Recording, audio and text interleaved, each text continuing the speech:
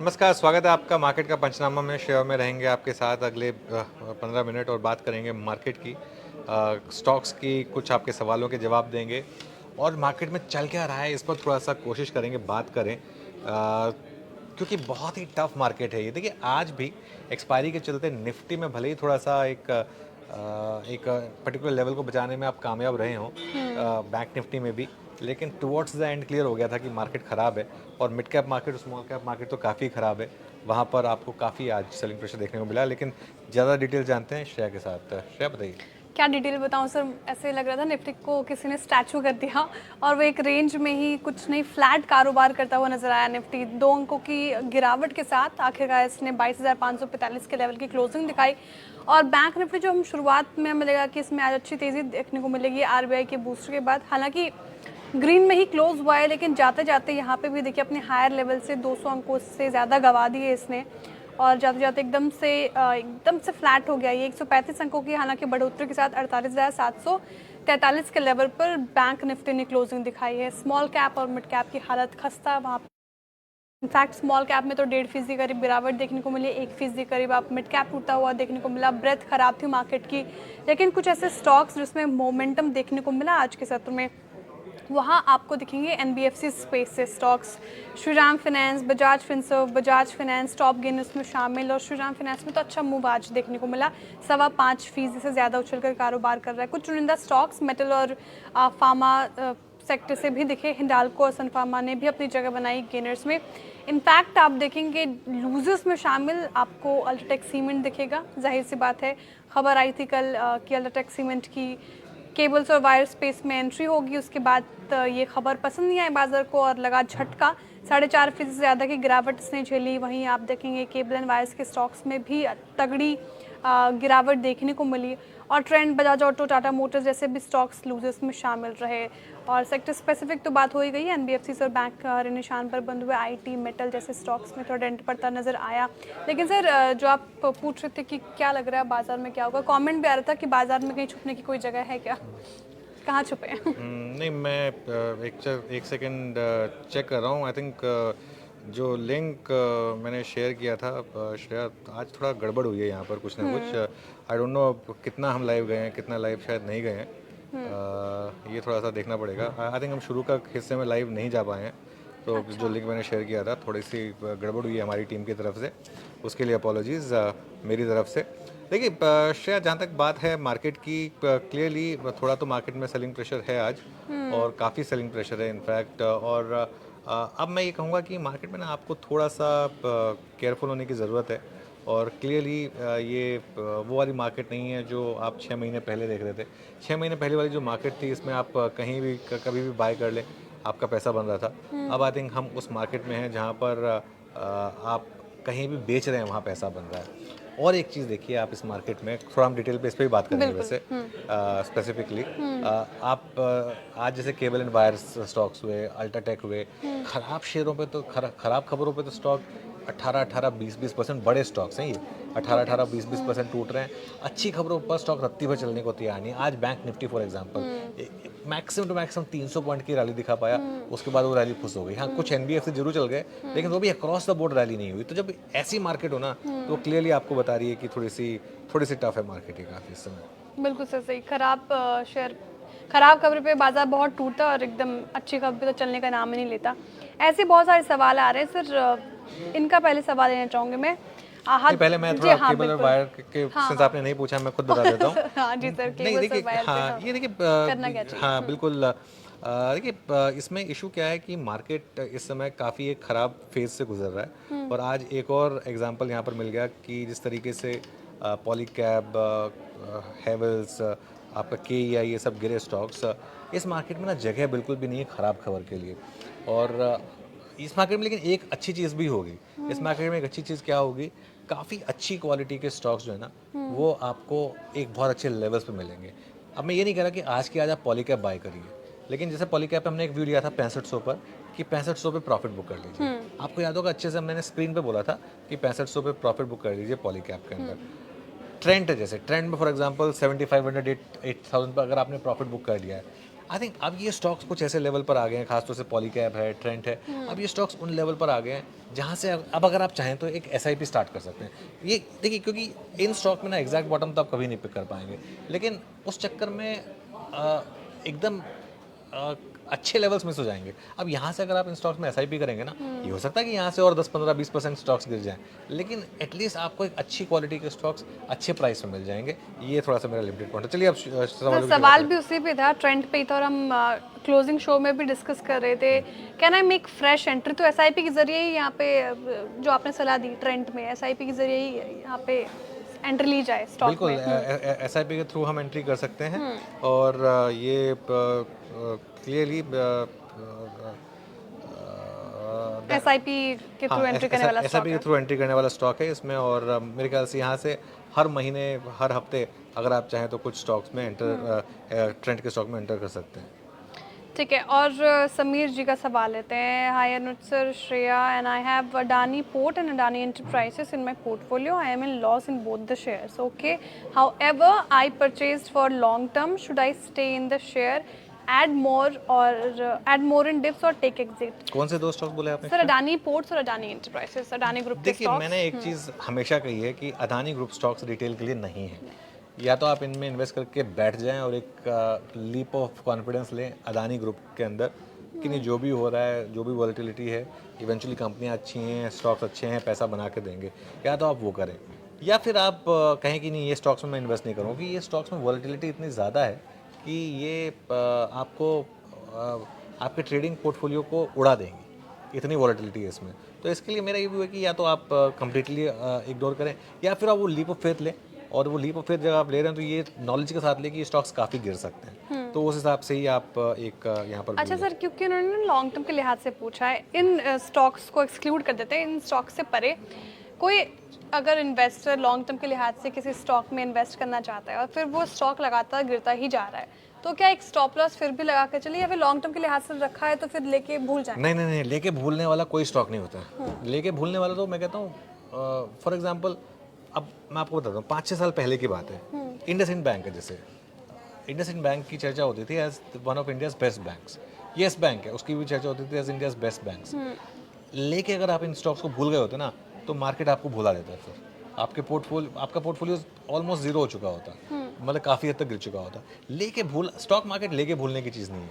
लेके भूलने की चीज़ होती है गोल्ड, लेके भूलने की चीज़ होती है फिक्स डिपॉजिट, लेके भूलने की चीज़ होती है काफ़ी हद तक मैं इवन कहूँगा आपका मकान जो आप खरीद रहे हैं, है ना, ये होती है लेके भूलने की चीज़। स्टॉक मार्केट लेके भूलने की चीज़ नहीं, कोई भी स्टॉक हो, चाहे मैं तो कहता हूँ इवन चाहे इन्फोसिस हो, इसको भी पीरियडिकली बीच बीच में रिविजिट करने की जरूरत है। टीसीएस को भी, एचडीएफसी बैंक को भी, रिलायंस को भी, सभी स्टॉक्स को पीरियडिकली रिविजिट करने की जरूरत है।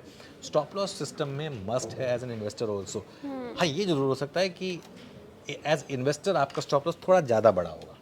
एज ए ट्रेडर आप स्टॉप लॉस रखेंगे 2% का, 3% का, 5% का, लेकिन एज एन इन्वेस्टर भी अगर आप किसी प्राइस पे ले रहे हैं, आप कोई ना कोई स्टॉप लॉस तो रखना पड़ेगा एक्स्ट्रा, वरना फिर दिक्कत आ जाएगी। दिक्कत बड़ी। बहुत लोग सवाल पूछ रहे हैं, ठीक है, ट्रेंड पे तो हम खैर जवाब दे चुके हैं, आप थोड़ा सा रिवाइंड कर लेंगे तो आपको मिल जाएगा। We should be happy if Nifty 50 comes further down to 21,000 time to invest not exit. Abhay ji, देखिए, जैसा आप सोच रहे हैं ऐसा बहुत कम लोग सोच पाते हैं, और देखिए एक बार स्क्रीन पर पेन तो दिखाई देती है ना, वो तो वो अपने दिल को बहलाने के लिए अच्छा लगता है। लेकिन आपकी बात सही है, अगर 21,000 पर आ गया, अगर 21,000 आ गया, तो मैं तो ये भी कहूँगा कि भगवान ना करे ऐसा आए, वैसे अगर आ गया तो मैं कहूँगा फिर तो जैसे कहते हैं ना, घर बार बेच के निफ्टी पे पैसा लगा दो। वैसे करना मत ये, लेकिन मतलब वो मेटाफोर की तरह से अगर उसको यूज़ करना चाहें तो वो हो सकता है। बिल्कुल बिल्कुल सर, और एक स्टॉक की हम चर्चा भी कर रहे थे इनफैक्ट क्लोजिंग में, वरुण बेवरेजेस की बात कर रहे थे सर। स्टॉक से तो बिल्कुल भी नहीं हो पा रहा, और ये सोमू जी का सवाल है, kindly share your views on Varun beverages. Sir 6.5% का, देखिए 6% करीब डेंट डे लो के आसपास ही क्लोज हुआ है। जो ये लेके फंस गए हैं वो क्या करें अभी फिलहाल? एग्जिट करें। बिल्कुल। देखिए श्रेया, मुझे ना ऐसे स्टॉक्स पे, फैंसी स्टॉक्स पे कभी कॉन्फिडेंस रहा भी नहीं। आपने कभी मेरे मुंह से नहीं सुना होगा वरुण बेवरेजेस। इतने आपको 6 महीने तो आपको भी हो गए मेरे साथ एंकरिंग करते हुए, आपने नहीं सुना होगा मेरे मुंह से वरुण बेवरेजेस, है ना। और मैंने कभी नहीं कहा वरुण बेवरेजेस के बारे में, मुझे कभी बिजनेस समझ ही नहीं आया फ्रैंकली। और जिस तरीके से भागा था ना, अगर आप इसका 3 साल का चार्ट देखेंगे, जो स्टॉक्स इस तरीके से ऐसे भागते हैं ना वर्टिकली, वो गिरते भी ऐसे ही हैं। फिर इवन ट्रेंड का हाल देख लीजिए, अब ट्रेंड भी एकदम से ऐसे भागा था, अब इसके लिए वो ऐसे नीचे आ रहा है। तो इसके लिए थोड़ा सा मैं इसमें अभी भी केयरफुली रहूँगा। इंडसइंड बैंक पर बहुत लोग सवाल पूछते हैं, मेरा ये मानना है कि इंडसइंड बैंक इन लेवल्स पर अच्छा है, और अगर आप एक SIP इन्वेस्टर हैं तो यहाँ से इंडसइंड बैंक में आप गलत नहीं पड़ेंगे, क्योंकि एग्जैक्ट बॉटम तो इसे कोई भी नहीं पिक कर पाएगा। इसके लिए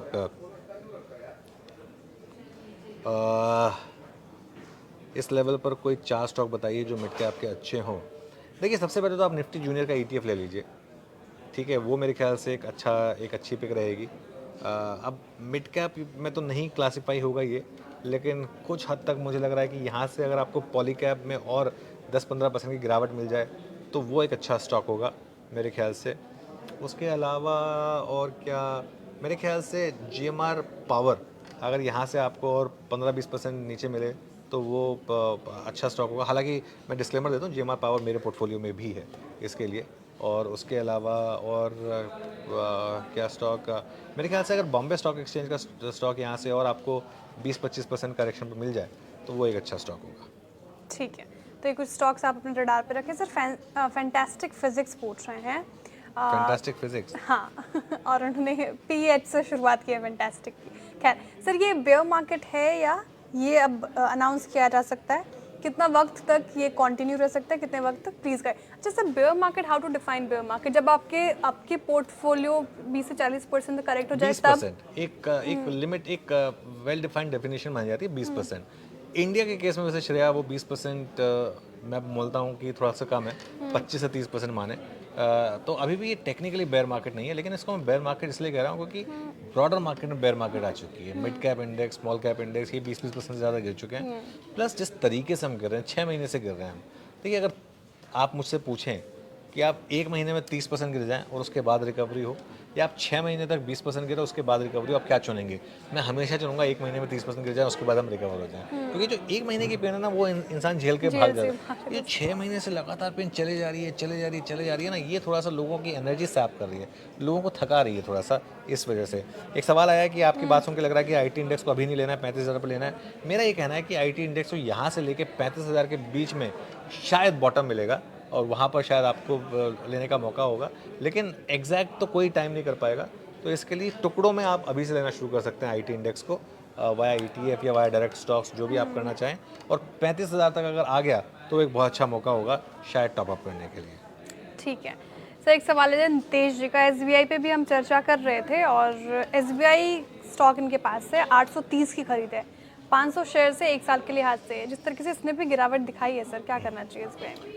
बहुत दिक्कत है SBI में, और मैं सच बताऊँ ना, ये एक ऐसा स्टॉक है जिसमें मैं गलत पड़ा हूँ थोड़ा सा, क्योंकि मेरा ये मानना था कि SBI काफ़ी अच्छे लेवल पे आ चुका था, और ये मेरा व्यू 800 से था, तो 800 से अब 700 आ गया है SBI। तो यहाँ पर मैं खुद गलत पड़ा हूँ, और होता है ये। लेकिन मैं अभी भी यही कहूँगा कि ऐसे स्टॉक्स में गलत पड़ के मुझे कोई दुख भी नहीं है, क्योंकि मेरा ये मानना है कि 2 और 3 साल के बाद इवेंचुअली पैसा बनेगा इसमें, और बड़ा पैसा बनेगा। तो कोर पोर्टफोलियो वाला कोर स्टॉक पोर्टफोलियो वाला स्टॉक है ये। देखिए, अगर आप भारत पर बुलिश हैं तो आपको फिर SBI पे बुलिश होना ही पड़ेगा, वरना तो फिर मतलब क्या ही बात करें फिर आप।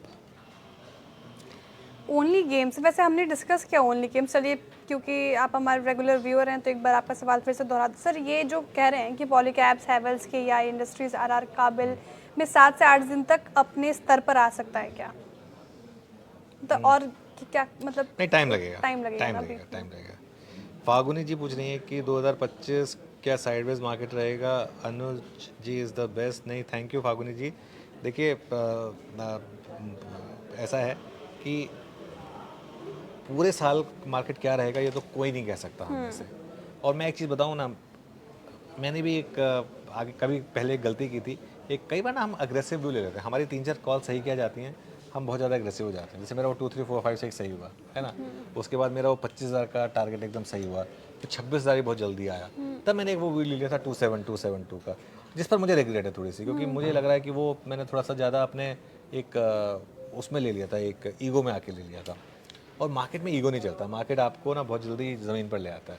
लेकिन एटलीस्ट मैंने ये बात मानी, कुछ लोग नहीं मानते हैं, मैंने ये बात मानी कि हाँ गलती हो गई थी, और इसके लिए अब हम निफ्टी पे कोई बहुत ज़्यादा अग्रेसिव भी नहीं लेंगे।